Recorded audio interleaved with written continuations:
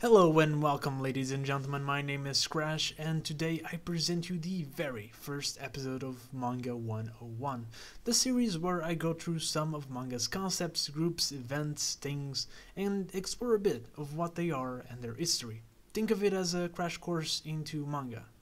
And I thought, what better way to start than to talk about one of the most important things about manga magazines. But instead of just name-dropping magazines, today I'm taking a look at what manga magazines are, how they originated, and yes, what are some of the most famous or noteworthy manga magazines around. But the first question we need to answer is, what are manga magazines? Well, if you ever followed an ongoing manga, you probably are aware that a lot of them release one chapter every X time. These chapters are not being released individually, and of course they aren't being released in volume formats either, because those tend to come with multiple chapters of any given series. What happens is that those chapters are released in an anthology magazine that publishes one chapter of multiple series in each of their issues, and those manga, more often than not, tend to be published only on that specific magazine and belong to that magazine's parent company. Each of these magazines come out at a specific time frame. There's weekly and monthly magazines, but there's also bi-weekly, bi-monthly, yearly, and even seasonal magazines. And these magazines are the main reason why manga is traditionally black and white. Contrary to Western comics, where, for example, you buy an Amazing Spider-Man issue and get around 30 pages for $4, with Weekly Shonen Jump you pay 290 yen, which is around $2.80, and get an average of 500 pages. That's a lot more content for quite less, and that reflects itself on the actual product. Manga magazines aren't made to last long. They are made to be bought, read, and discarded, and they tend to cut costs wherever they can, most importantly in the quality of the pages, which are generally made of recycled or newspaper, which great for the environment, but bad for collectors. That's why some old magazines are worth so much. They were mass-produced, but most of them didn't last 20-30 years. They weren't made to do so. And they still aren't. If people like a manga and want to read it and reread it, they'll buy the volumes. So, if you bought an issue of a manga magazine for collecting purposes, take good care of it. But yeah, the paper isn't made to hold any deep color to it, so color pages are very few and reserved for either advertisements or the first pages of a couple of manga per issue. Each magazine is also generally targeted to a specific demographic, and that's exactly where the terms shonen, seinen, shoujo, and josei come from. Now, I plan on making a more in-depth video about this topic later down the line, so I'll just talk briefly about them. Shonen magazines are targeted at young to teen boys, like Weekly Shonen Jump, seinen at teen to adult males, like Big Comic Spirits, shoujo at young to teen girls, like Ribbon, and of course josei at teen to adult females, like Kiss. But there's also magazines that cater to a more specific target audiences inside these demographics. V-Jump is made for the gaming fans, Kurokoro Comics is made for kids and preteens, Dear Plus is a boys' love magazine, just to give you some examples. Manga, more often than not, is published in a magazine and only afterwards in volume form, so manga magazines are very important at deciding what authors and works ever get to the publishing phase. Hopefully this has given you an image of what manga magazines are and their importance in the manga market as a whole. But how did they come to be? Well, let's take a look at the history of manga magazines. Now, I'm not sure about you guys, but before I researched this topic for the video, I was assuming that manga magazines were relatively recent. Sure, I knew the existence of shonen and shoujo short story magazines in the 19th century, but surely manga magazines influenced by those only started appearing more recently after World War II, right? No! So strap your belts because we're going all the way back to 1862. Now, to be fair, we're not going that far back to talk about a manga magazine, but talk about a magazine that published satirical cartoons called the Japan Punch. Contrary to what the name may lead you to believe, Japan Punch was an English magazine and therefore not considered manga.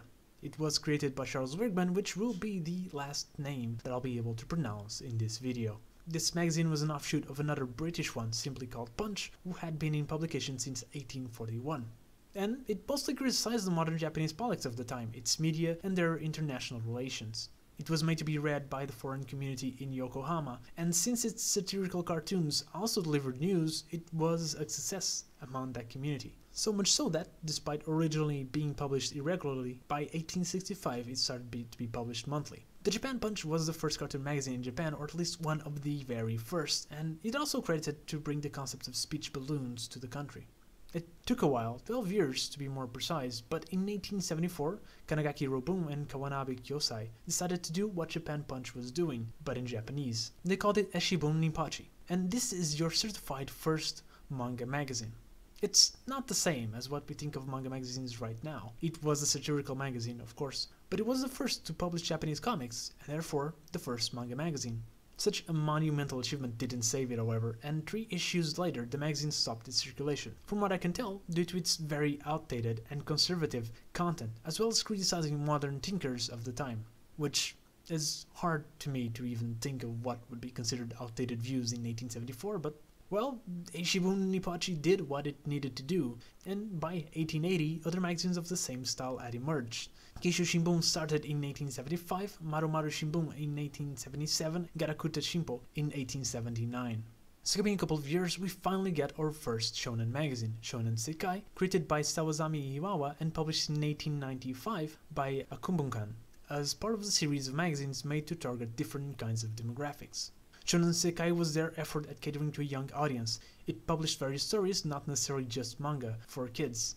Although, since Japan was at war with China over Korea when Sekai was first published, a lot of its early content was stories of brave acts during wars. But it was also here that the first adventure manga started to appear. First written by Shunro Oshikawa, works like Ongon no Wankan in 1907. These stories told of heroes of good fighting evil, which certainly influenced a lot of the manga we still read today. There were a couple of other shonen magazines at the end of the century, but Shonen Sekai remained the most famous and lasted all the way to 1914. But going a little bit back, by 1904 Japan had entered another war, this time against Russia, and wars really bring the best out of magazines, because we saw a boom in them during this time. Perhaps the most relevant and at the start being Tokyo Puck, another satirical magazine that started in 1905. Similar to Japan Punch, Tokyo Puck was also based on a Western magazine, the American Puck, which existed for almost 35 years at that point. This magazine was also the first of its kind to feature color illustrations. Its popularity was big enough that 2 years later the magazine Shonen Puck was created, which is considered the first children magazine. Don't confuse it with Shonen magazine. I know it says Shonen on the title. I'm not the guy who considered these things. I'm just here to let you know, okay? Okay. Tokyo Puck's editor-in-chief was a man called Kitazawa Rakuten, considered by many to be the father of modern manga. Kitazawa also worked with other magazines before, including the original Puck during his time in America and 1902's Jiji Manga, which is actually the first magazine to use the word manga on its title. In 1906, Akabunkan and Sazanami decided that only making the first shonen magazine wasn't enough, and created the first shoujo magazine as well, called Shoujo Sekai. This magazine was very popular among its demographic, and by 1910 it's estimated to have a circulation of anything between 150 to 200,000 copies. It also lasted way longer than its parent magazine, all the way up to 1931. And, well, from that point on, magazines that published manga were a big thing, so others just kept popping up. So we're not going to delve that deep into all of them, because you'll get bored, and I don't want that. I want you to enjoy this experience with me, and liking it, and subscribe to it, with me. But I'll just note that in 1914, Kodansha launched one of their first shonen magazines, Shonen Club, and in 1923, its shoujo counterpart, called Shoujo Club.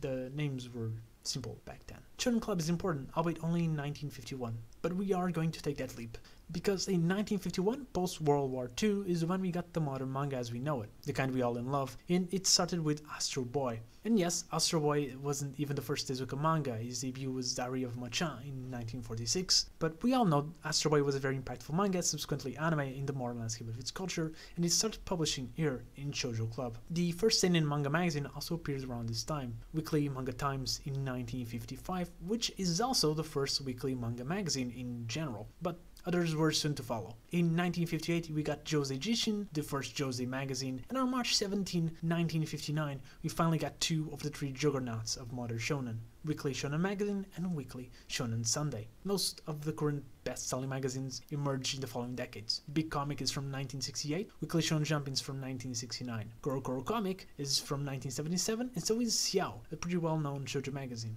And we're going to stop here. There's definitely a couple of other manga that are important to the current landscape of manga. Kodansha's one-day series with morning, afternoon and evening holds a decent amount of good seinen, like Alita Mars Chronicles, Villain Saga and Vagabond respectively. There also are a bunch of shoujo magazines that could be mentioned. Margaret gave us manga like How no Ride and Kimi no Todoke, and Natsume holds Fruits Basket, Skip Beat and Gaku and Alice. June is of course important as the first boys' love magazine, first published in 1978. Yuri fans would have to wait a lot longer for a magazine for them, as the first one, Yuri Shimai, only appeared in the dawn of the new century in 2003.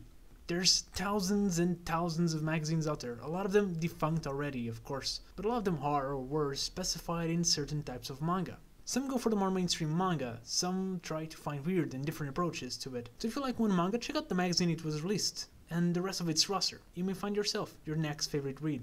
And if you watched it till here, thank you very much. I'll see you next video.